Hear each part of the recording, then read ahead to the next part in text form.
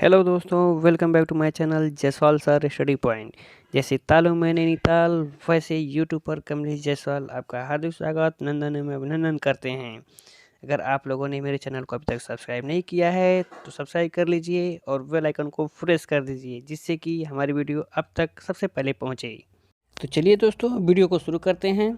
आज का टॉपिक है जीवों का वर्गीकरण यानी क्लासिफिकेशन ऑफ ऑर्गेनिज्म।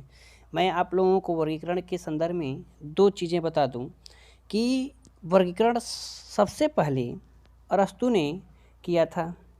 तत्पश्चात लगभग आज से 250 वर्ष पूर्व लिनियस ने अपनी पुस्तक में सिस्टिमा नामक निचुरी में समस्त जीवों को दो जगतों में बांटा था। पहला था पादप जगत अर्थात प्लांट किंगडम, दूसरा जंतु जगत अर्थात एनिमल किंगडम में विभाजित किया था। जंतु जगत में बहुकोशिकीय जंतुओं एवं एक कोशिकीय जंतुओं को रखा गया है। ये भोजन ग्रहण करते हैं तथा इनमें गमन के लिए किसी न किसी प्रकार के अंग अवश्य ही होते हैं। अन्य सभी जीवों को जैसे हरे पादप, मांस, बहुकोशिकीय समुद्री घासपात, मशरूम, लाइकेन, कवक, रंगविहीन कोशिकीय जीव तथा बैक्टीरिया आदि को पादप जगत में रखा गया। इसके बाद सन 1969 ईस्वी में आर.एच. व्हिटेकर नामक वैज्ञानिक ने समस्त जीवों को 5 जगतों में बांटा, जो निम्न है। पहला मोनेरा जगत, दूसरा प्रोटिस्टा जगत, तीसरा पादप या प्लांटी जगत, चौथा कवक या फंगी, पांचवा जंतु या एनिमलिया जगत। कुछ मूल लक्षणों के आधार पर व्हिटेकर ने समस्त जंतुओं को 5 जगतों में बांटा। जैसा कि आप चित्र में देख पा रहे हैं, कौन कौन से लक्षण हैं। पहला लक्षण है कोशिका संरचना की जटिलता, अर्थात हम कह सकते हैं कि केंद्रक कला की उपस्थिति एवं अनुपस्थिति के आधार पर कोशिकाएं 2 प्रकार की होती हैं।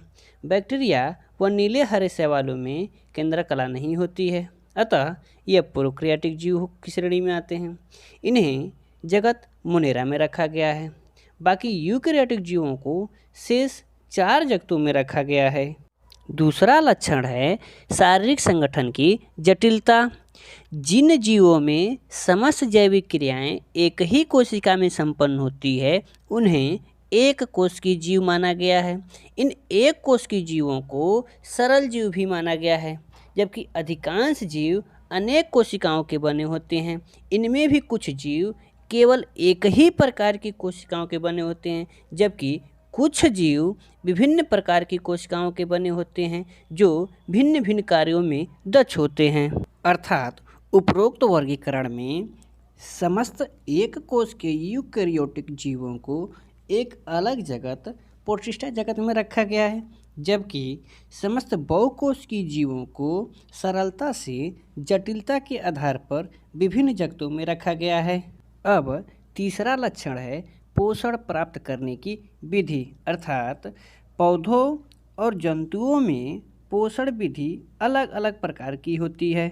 अब पौधों में पोषण की बात करेंगे।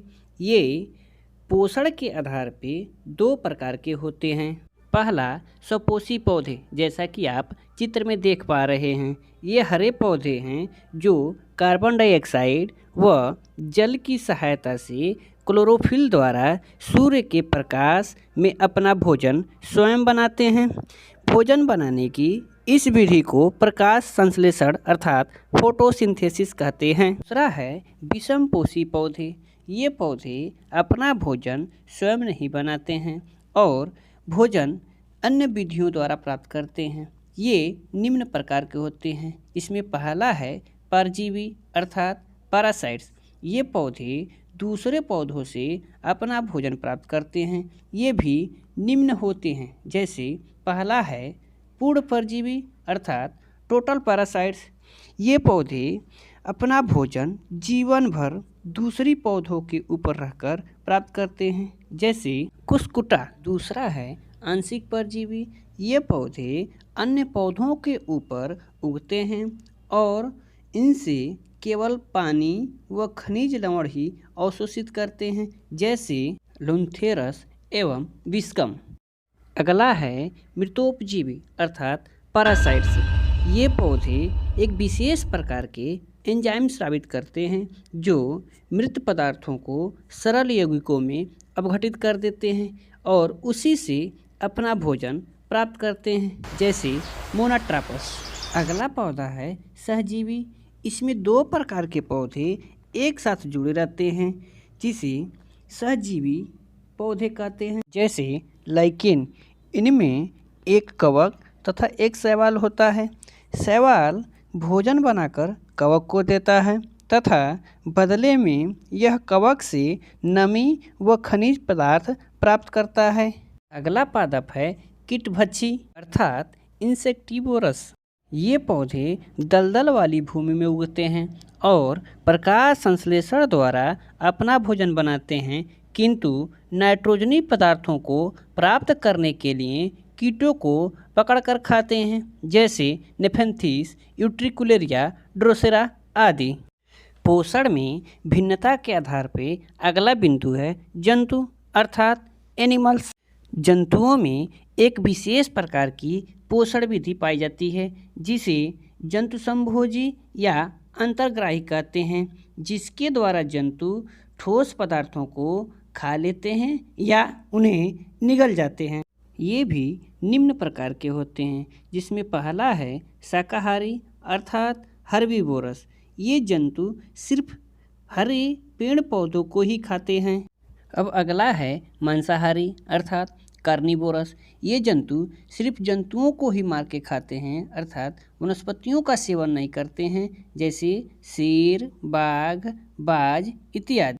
अगला है सर्वाहारी अर्थात ओमनिवोरस। ये जंतु पौधों एवं जंतुओं दोनों को अपना भोजन बनाते हैं, जैसे मानव। इसी क्रम में चौथे नंबर पे परजीवी अर्थात पैरासाइट्स।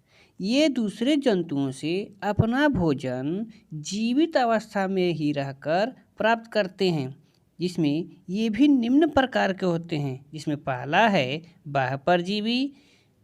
कुछ परजीवी पोषक के शरीर के बाहर रहकर ही पोषण प्राप्त करते हैं, जैसे मच्छर, खटमल इत्यादि। दूसरा है अंतःपरजीवी। अंतःपरजीवी वे होते हैं जो पोषक के शरीर के अंदर रहकर पोषण प्राप्त करते हैं, जैसे फीता कृमि। अब वर्गीकरण के मूल लक्षण में चौथे नंबर पे है जीवन शैली अर्थात लाइफ स्टाइल।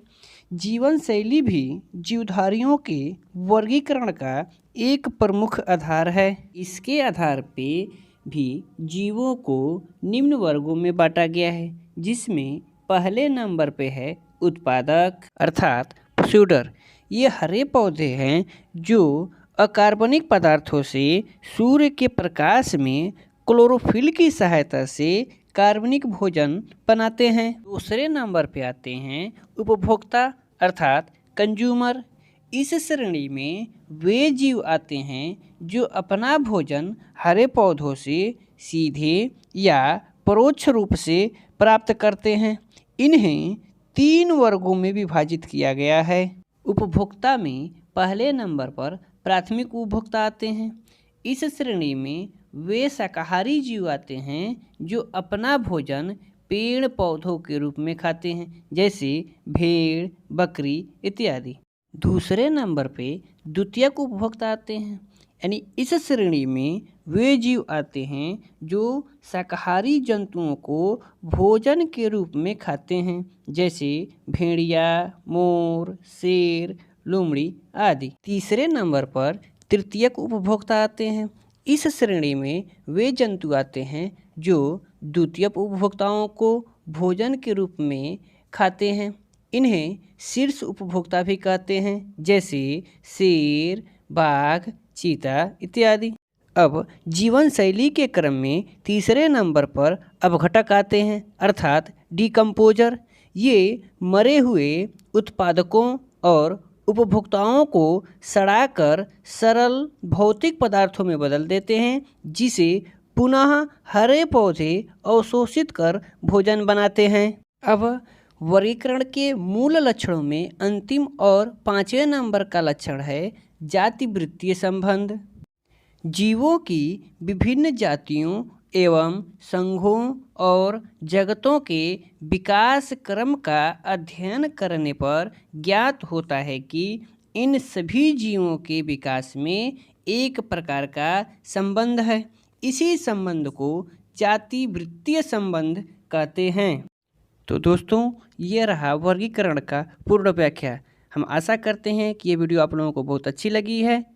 वीडियो को लाइक, कमेंट और शेयर करना ना भूलें। जय हिंद, वंदे मातरम।